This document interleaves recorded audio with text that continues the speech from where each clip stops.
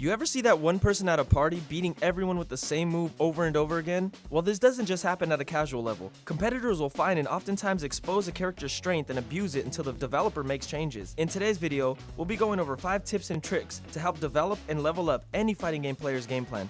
Projectile.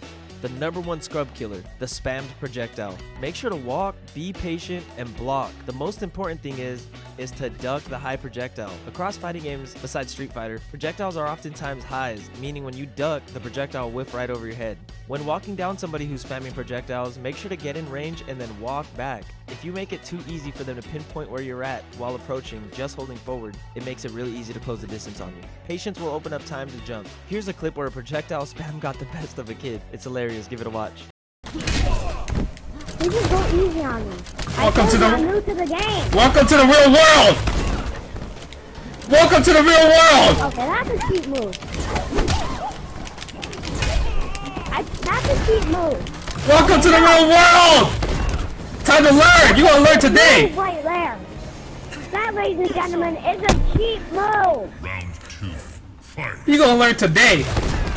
No, you're not. You're using a cheat move. No, you're using a cheat move. No, you're cheating. You're gonna learn! This is the real world! You learn it early, son! That's all you ever do in your house? I'm done playing now. Finish him. You're a freaking jerk. All you keep doing is that. That's freaking not fair. That's all you're gonna do. Jumping. Whatever game, people will jump. Find out what button and special move will anti-air, and keep doing it. Force them to approach on the ground. Here's a clip from a set where jumping was a make or break. Stop.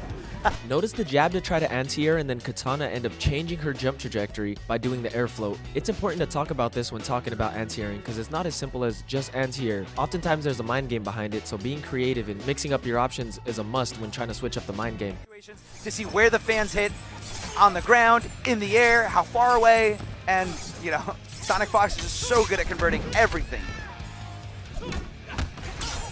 All right, Shaco. Even frames. Sonic counter poking with the back 1-4 string. All right, plus, what's it gonna be? Tries to jump out. Neutral jump punch, but does not connect. And Sonic jumps Fox at is being Katana. patient. Yeah.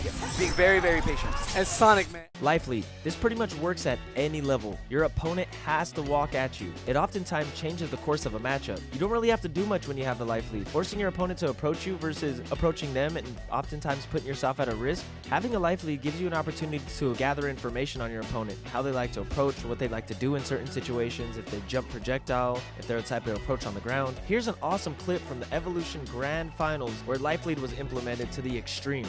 Great stage for Cabal. It's the longest stage in the game. So Cabal gets to play his little fireball game for a much longer period of time. This was instant gas blast, just doing what he does best and just zoning out. That's what he did the second match to win. Now Rio almost sitting on a full bar meter already.